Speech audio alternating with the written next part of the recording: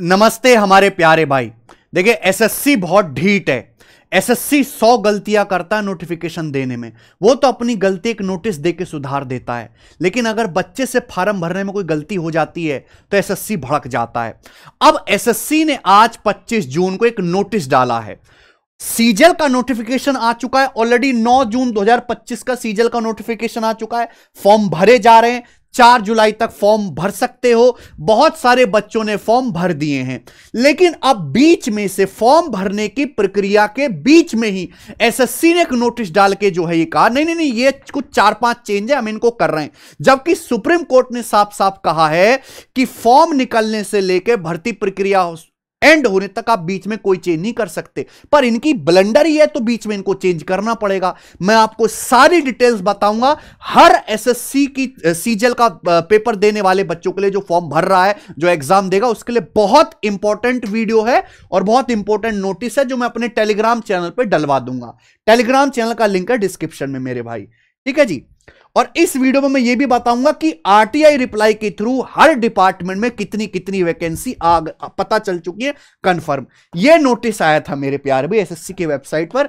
इसको डिटेल में अगर हम समझें तो सबसे पहले जो नोटिस में पैरा 2.1 था उसमें पोस्ट होते इनकम टैक्स इंस्पेक्टर। आज भी सबसे सीजल की सबसे भौकाली पोस्ट इनकम टैक्स इंस्पेक्टर ही है। टॉप 10 में 3 से 4 बच्चे हमेशा इनकम टैक्स इंस्पेक्टर के रहते हैं। तो इनकम टैक्स इंस्पेक्टर आता है सीबीडीटी मिनिस्ट्री में, है central board of direct taxes. पहले इसको जो है ग्रुप सी में रखा जाता था, हालांकि इसके साथ भेदभाव हो रहा था बहुत लंबे समय से।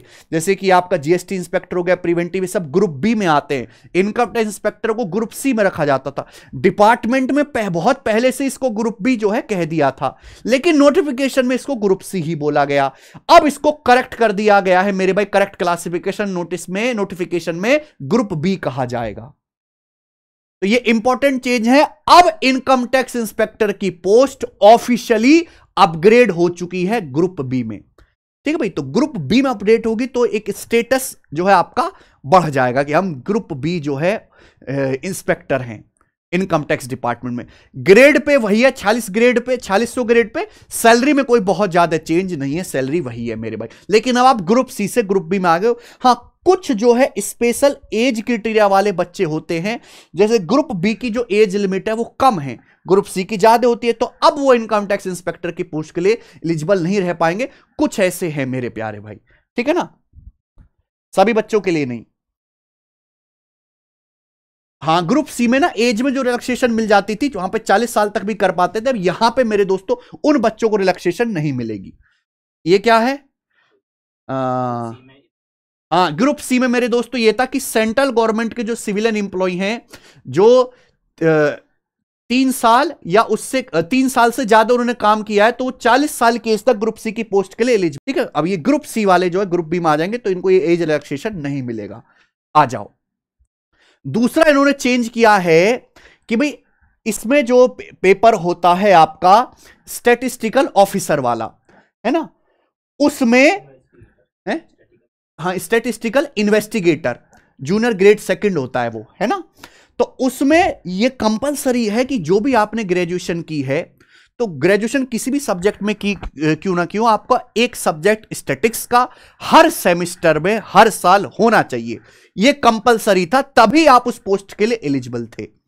अब देखो बहुत सारे बच्चों ने तो फॉर्म भर दिया नहीं भरा होगा इस वाली पोस्ट के लिए, क्योंकि उनके पास ऐसा कुछ था नहीं।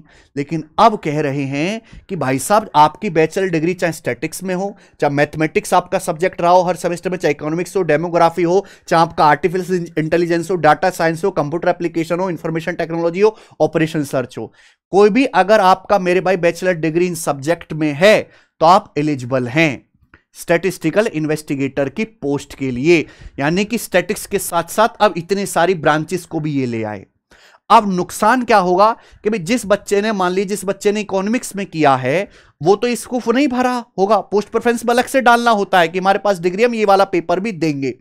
अब उसको जब फॉर्म कंप्लीट हो जाएगा तो 2 दिन का जब करेक्शन विंडो आएगा तो 100 रुपए दे के चेंज करना पड़ेगा। यानी कि गलती एसएससी और बच्चे का नुकसान हुआ उस खुद का 100 रुपए का।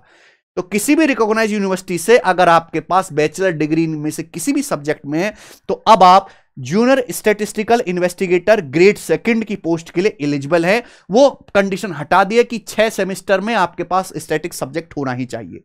ठीक है जी, ये दूसरा चेंज और ये बड़ा चेंज है दोस्त। ये देखो, ये तो छोटी सी बात है। पहले इन्होंने क्या कर रखा था ना, सिटी की जो नंबरिंग इधर उधर कर रखी थी, ये पोर्ट ब्लेयर, धनबाद, जमशेदपुर, रांची एक साथ कर रखे थे।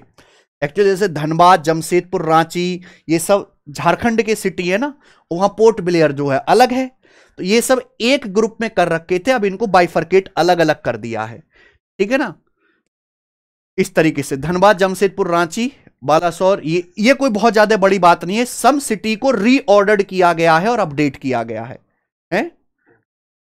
पोर्ट ब्लेयर को रिमूव कर दिया गया है, पोर्ट ब्लेयर रिमूव कर दिएगा, बाकी सिटी को अब जो रीऑर्डर्ड कर दिया गया, नोटिफिकेशन में सही से अरेंज कर दिया है, जो बहुत बड़ी बात नहीं है। हाँ, एक ये और इन्होंने छोटा सा चेंज किया कि एक पोस्ट है सेक्शन हेड की, बहुत ज्यादा वैकेंसी इसकी नहीं आती ना, इतनी फेमस है। Directorate general of foreign trade के अंदर ये आती है मेरे भाई। पहले इसका पे लेवल 7 था, ये नई ऐड हुई है सेक्शन हेड वाली। हाँ, क्योंकि हमने सुना नहीं कभी सेक्शन हेड का बच्चा हमारे पास आया हो, अभी ऐड हुई है। ठीक है भाई, पहले इसका पे लेवल इन्होंने जो नोटिफिकेशन में दिया था, ओल्ड पे लेवल वो 7 था। अब जो करेक्ट पे लेवल है वो पे लेवल 6 है। पे लेवल 6 करने का मतलब सैलरी कम हो जाएगी मेरे भाई। 4200 ग्रेड पे आ गए, पहले 4600 ग्रेड पे में थे। तो जब इनको ये चेंज करना ही था तो नोटिफिकेशन एक बार पहले खुद समझ लेते, सब डिपार्टमेंट से पूछ लेते, उसके बाद देते। खुद एक नोटिफिकेशन में इतनी सारी गलतियां थी। ये तो मेरे दोस्तों मेजर चेंज हुआ है। अब मेरे भाई इस बार एसएससी में बम्पर वैकेंसी हैं, लगभग 15,000 वैकेंसी, और ये और बढ़ेगी। तो जब आरटीआई डाला गया तो कुछ पोस्ट नई ऐड हुई हैं। मैं हर एक डिपार्टमेंट की आपको बता देता हूं कि कितनी कितनी वैकेंसी हैं एग्जैक्ट, जो अभी तक मेरे दोस्तों फाइल कर दी गई हैं। नई पोस्ट आई है इनकम टैक्स डिपार्टमेंट में ऑफिस सुपरिटेंडेंट की, नई पोस्ट है 4200 ग्रेड पे की, पहले नहीं थी। इनकम टैक्स डिपार्टमेंट में कितनी है? 6753 वैकेंसी, लगभग 7000 वैकेंसी अकेले इनकम टैक्स डिपार्टमेंट में। उसके बाद इनकम टैक्स इंस्पेक्टर की 389 vacancy, 389 vacancy income tax inspector की।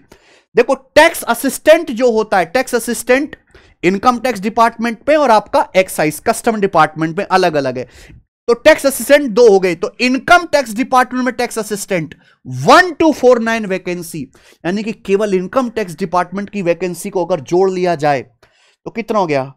1600 ये हो गया, और ये लगभग 7000 ये हो गया, तो लगभग 8500 के आसपास वैकेंसी केवल अकेले इनकम टैक्स डिपार्टमेंट में है। और इससे पहले मुझे नहीं लगता पिछले 4-5 सालों में एक साथ इनकम टैक्स डिपार्टमेंट में इतनी वैकेंसी आई हो। हां, यह है income tax inspector 4600 grade pay या 2800 ग्रेड पे है, और यह आपका 4200 ग्रेड पे है। इसके बाद हम आ जाते हैं excise and custom GST inspector पे। तो जीएसटी इंस्पेक्टर की भी पिछले बार भी और इस बार भी अच्छी वैकेंसियां 1306 जीएसटी इंस्पेक्टर की वैकेंसी। हालांकि इस बार दिल्ली में काफी कम है, पर 1306 जीएसटी इंस्पेक्टर की वैकेंसी है। प्रिवेंटिव ऑफिसर जो कोस्टल एरिया में होते हैं, जैसे कि मुंबई वगैरह में, तमिलनाडु में, वहां 353 वैकेंसी है। पीओ बोलते हैं इसे, प्रिवेंटिव ऑफिसर, 353 वैकेंसी। ठीक है जी। Examiner 137 vacancy examiner. हालांकि एग्जामिनर को उतनी प्रसिद्धि अब नहीं मिल रही जितनी मिलनी चाहिए। एग्जामिनर आज भी डेस्क जॉब होते हुए सीजीएल की सबसे पावरफुल जॉब है एग्जामिनर अभी भी, लेकिन इसकी वैकेंसी कम आती है। एग्जीक्यूटिव असिस्टेंट की 183 वैकेंसी है। तो इतनी वैकेंसी मेरे दोस्तों आई हुई है डिपार्टमेंट में। अगर आप अब भी मौका खोते हो, 50 दिन बाकी है मेरे दोस्तों, लगभग आपका एग्जाम होने में प्री का। फिर मेंस में तो आपको और टाइम मिल रहा है, 3 महीने का तो समय मिल ही रहा है मेंस में। दिसंबर में आपका मेंस होना है। ढंग से पढ़ लिया जाए तो किसी ना किसी डिपार्टमेंट में सेट हो ही जाओगे मेरे दोस्त। तो ये सारा नोटिस मैंने आपको एक्सप्लेन कर दिया। समय ज्यादा बचा नहीं है, जितने ज्यादा मॉक टेस्ट हो सके, जितने ज्यादा प्रीवियस ईयर के क्वेश्चन हो सके वो लगाओ। कि 70-75% पेपर एसएससी बाज नहीं आएगा, वही आएगा प्रीवियस ईयर का ही रिपीट। मैं आपको बता देता हूं, हमारी एप्लीकेशन भी है, website test ranking. Test ranking पे जाइएगा आप, मॉक टेस्ट वाले सेक्शन में सीजीएल की अगर हम बात करें तो यहां पर 2019 से लेकर 2024 तक हर साल जितने पेपर हुए, जितनी शिफ्ट हुई, हर दिन का, हर डेट का एग्जैक्ट डला हुआ है, फ्री वो भी। और सबसे अच्छी बात कि सेक्शनल वाइज भी है। आपको केवल मैथ के 25-25 क्वेश्चन के लगाने मेरे भाई, तो 25 क्वेश्चन 25 मिनट का टाइमर लगा हुआ है। आपको जीए के करने मेरे भाई 25 क्वेश्चन 8-8 मिनट का टाइमर लगा हुआ है। एग्जैक्ट जो है हमने हर शिफ्ट को सेक्शनल वाइज भी कर दिया। ये फ्री है सारा का सारा, इससे जाके आप लगाइए। और जो है प्रीवियस ईयर के अलावा जो नई टेस्ट सीरीज है मेरे दोस्तों, वो आपको प्रैक्टिस बैच में मिल जाएगी। नई टेस्ट सीरीज है हमारी, ठीक है, जिसमें 30 जो है फुल लेंथ टेस्ट है। ये नोटिस मैं अपने टेलीग्राम चैनल पे डलवा दूंगा। गणित के लिए हमारी एसएससी के लिए बहुत खतरनाक प्लेलिस्ट है।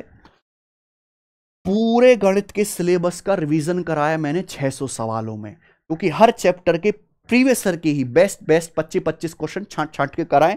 ये सीरीज पूरी हो चुकी है।